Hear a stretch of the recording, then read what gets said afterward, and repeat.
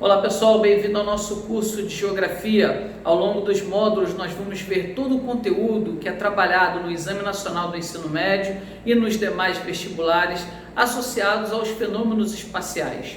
A geografia é a ciência espacial que vai estudar os diversos fenômenos de origem natural e também antrópica, suas causas, suas consequências na superfície do nosso planeta. E como assunto inicial, nós vamos falar sobre a formação do planeta Terra. Como surgiu o nosso planeta, como o nosso planeta evoluiu até os dias atuais, até a chegada do ser humano. Então vem aqui comigo.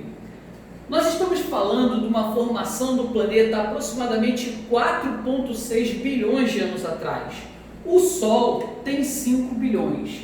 E a partir da formação do Sol, ele começou a atrair uma série de poeira cósmica. Essa poeira cósmica, ao longo do tempo, foi se unindo e começou a aumentar de tamanho. E a partir daí foi formando o planeta Terra. À medida que esse planeta ele vai evoluindo, ele vai aumentando o seu tamanho e sofrendo uma série de transformações. Essas transformações é que vão dar a estabilidade que nós conhecemos hoje, tanto no sistema solar, como também internamente no planeta Terra. Uma das formas que nós temos de observar a evolução do planeta Terra é a partir do estudo das eras geológicas. Muita gente se confunde, muita gente acha que é necessário decorar uma grande quantidade de nomes, enquanto que não é bem assim. O que você precisa ter em mente é o conteúdo de 4 grandes eras geológicas. A primeira grande era geológica é o pré-cambriano. E eu coloquei o pré-cambriano lá embaixo, bem mais afastada das outras, porque de fato o pré-cambriano ele pega praticamente toda a história evolutiva do planeta Terra. O pré-cambriano, o cambriano seria o primeiro período da era paleozoica. Então tudo que vem anterior ao cambriano é chamado de pré-cambriano. E ele vai de 4,6 bilhões de anos atrás, na formação do planeta Terra, até 500 bilhões de anos atrás. Ou seja, praticamente 4 bilhões se passam no pré-cambriano. E aqui nós temos a evolução geológica do planeta Terra, a formação da atmosfera do planeta Terra e o início das formas de vida. Então, a partir do momento que o planeta começa a ter um pouco mais de estabilidade, nós evoluímos para a formação da vida. Inicialmente, essa formação da vida se dá em meios aquosos e depois é que ela se transfere para os continentes. 3 grandes eras geológicas importantes: Páleo é antigo, Ceno é novo, Meso é meio. Então veja que a gente não precisa decorar muita coisa. Páleo é antigo, Ceno é novo e Meso é o meio. Paleozoico, Mesozoico, Cenozoico. O Paleozoico ele viria logo depois do pré-cambriano e ele teria 500 milhões a 250 milhões de anos atrás. Então nós temos aqui a formação das primeiras grandes plantas. As rochas sedimentares só surgem no Paleozoico, porque as rochas sedimentares elas são frutos do processo de intemperismo, decomposição, sedimentação, litificação das rochas previamente existentes. Então as rochas previamente existentes elas têm origem no pré-cambriano e depois é que nós teríamos a formação das rochas sedimentares. E o domínio das espécies seria o domínio dos anfíbios. Até que nós chegaremos ao Mesozoico, que vai de 250 milhões de anos até 50 milhões de anos atrás. É aqui que nós passamos a ter o domínio dos dinossauros e surgem os primeiros primatas.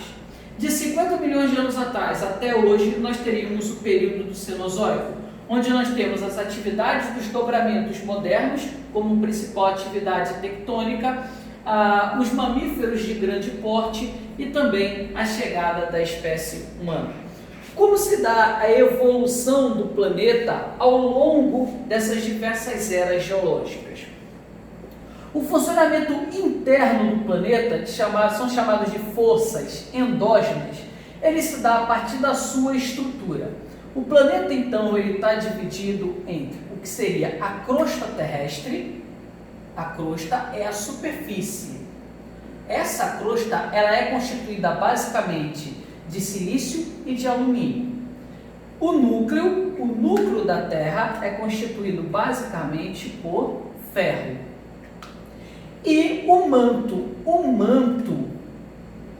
é o mesmo material que está presente na superfície, na crosta, só que com um aumento de pressão e temperatura. Então, esse manto ele vai apresentar um deslocamento interno. Esse deslocamento ele é dado porque a temperatura maior do planeta se dá no núcleo e a temperatura menor se dá na crosta. Então, a partir do momento que a temperatura aqui é elevada, uma parte do material magmático que está no manto, aquele material magmático que é expelido pelos vulcões, que está próximo do núcleo, ele vai subir. Quando ele sobe, ele faz uma força na crosta terrestre. E a partir da força que ele exerce aqui na crosta, ele vai começar a quebrar, vai começar a partir essa crosta terrestre. Logo em seguida, assim que ele subiu, ele começa a resfriar. Então, uma parte dele vai se deslocar lateralmente e, ao mesmo tempo, ele vai ficar mais frio, mais denso, porque aqui em cima a temperatura é menor. Então, quando ele fica mais frio, mais denso, ele também se torna mais pesado. Quando ele se torna mais pesado, o material que está aqui, que fica mais leve, que está mais aquecido e sobe, ele sobe e dá lugar para esse material mais pesado. Então, a partir daí, nós temos uma circulação do material magmático no interior do planeta. A partir dessa circulação aqui, então nós temos a descida nesse ponto. Então, separação para cá, e aqui nós teríamos uma subida, uma outra subida.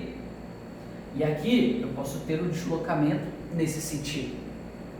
Quando isso acontece internamente, essas correntes magmáticas vão transportar a crosta terrestre. Então a crosta ela vai ficar com os seus alívios de pressão, e esse alívio de pressão seria o contato entre as placas tectônicas associados a esse movimento do material magmático, que acontece principalmente na camada mais externa do manto. Essa camada mais externa do manto é chamada de astenosfera. Então, na astenosfera é que existem as atividades do manto que movimentam a crosta terrestre que está na superfície. Quando nós temos esse movimento aqui, que representaria então duas correntes magmáticas indo para o mesmo ponto, causa uma fratura na placa tectônica e a partir daí uma placa tectônica ela vai ceder sobre a outra, num movimento conhecido como subducção, de descida em relação à outra. Essa placa, quando ela desce, ela derrete e o material magmático começa a subir. Ao mesmo tempo, vai empurrar essa placa tectônica para cima e assim se formam as cordilheiras montanhosas, como a cordilheira do Himalaia, como a cordilheira dos Andes, como os Alpes europeus. E aqui nós temos um movimento convergente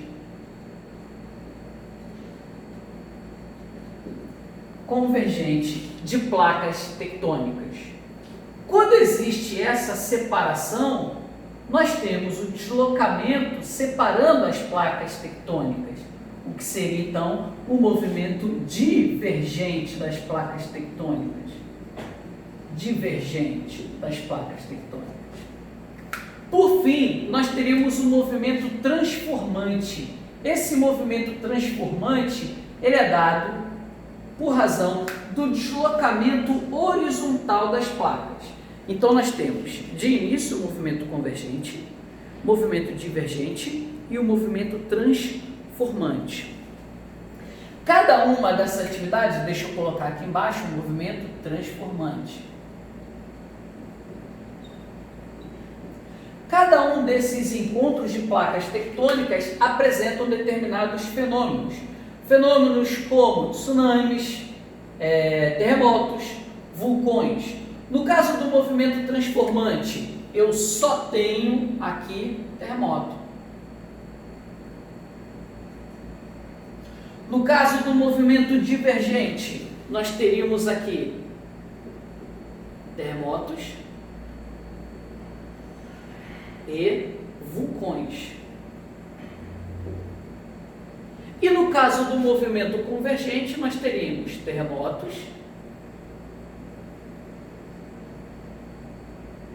vulcões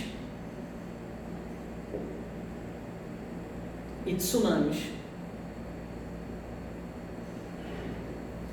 Então, o movimento convergente é disparado o mais intenso movimento endógeno que afeta a superfície do planeta Terra. A maior placa que existe no planeta é a placa do Oceano Pacífico. Então, a borda do Oceano Pacífico toda é chamada de Círculo do Fogo do Pacífico. É onde nós teríamos as maiores atividades tectônicas. Porque, conforme a placa ela fica muito grande, qualquer deslocamento na sua borda passa a afetar muito.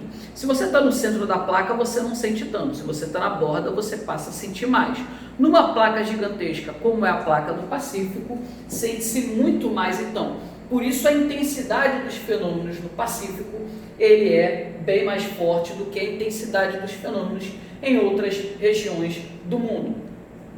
A partir do momento em que nós temos as atividades tectônicas, as forças endógenas construídas formando o relevo, nós temos agora as forças exógenas rebaixando os relevos.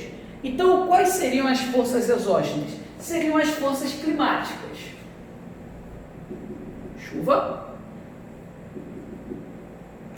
e sol. A partir daí, esse relevo que foi construído pelas atividades endógenas vai começar agora a ser rebaixado pelas forças exógenas. Então aqui nós temos as grandes cordilheiras montanhosas. Essas grandes cordilheiras vão agora sofrer com o processo do intemperismo.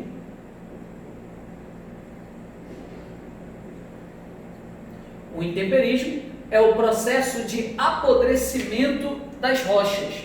Então o intemperismo ele pode ser químico, associado à água, ou físico, associado ao calor, ao sol.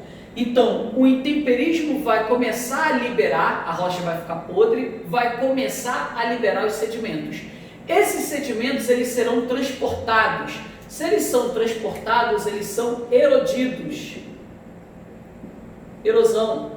A erosão é o transporte do sedimento daqui de cima para regiões mais baixas, para regiões mais planas, até que na área totalmente plana, nós passamos a ter o processo não de erosão, mas sim de deposição.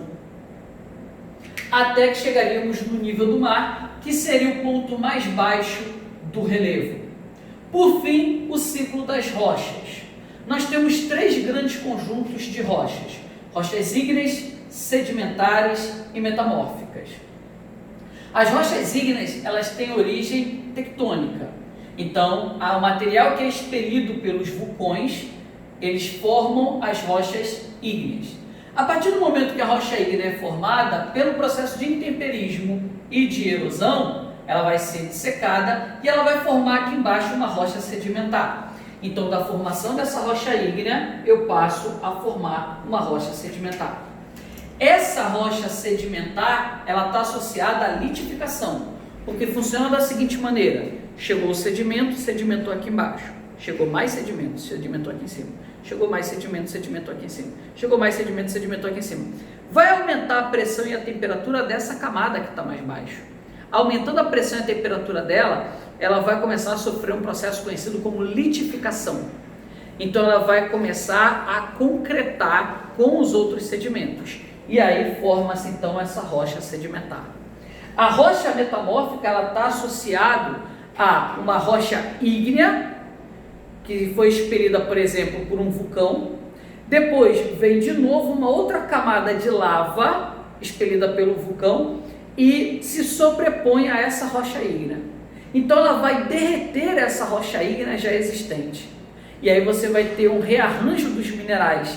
Então, por conta disso, dessa rocha ígnea, eu posso formar também uma rocha metamórfica. A rocha metamórfica pode sofrer o intemperismo e a erosão e a litificação e formar rocha sedimentar. Então, eu ainda posso ter esse processo aqui. Da mesma forma que a rocha sedimentar pode também gerar uma rocha metamórfica. Uma vez que essa rocha sedimentar, ela pode ser, ela pode receber o material magmático vindo do vulcão da rocha ígnea. Então, a partir daí, essa rocha sedimentar se retrabalha e aí vira uma rocha metamórfica. Então, por isso essa tia veio para cá. Mas será que tem como uma rocha metamórfica, uma rocha sedimentar, virarem rocha ígnea? Sim, tem. Porque é por isso que é chamado de ciclo das rochas. Como isso acontece? Pelo movimento de subducção. Então, quando essa placa tectônica ela desce, derrete todas as rochas, sejam metamórficas e sedimentares, e retorna para cá, para a superfície, essa rocha em forma de rocha ígnea. Tranquilo, pessoal? Qualquer dúvida, procure a gente aí pelas redes sociais. Aquele abraço, tchau, tchau.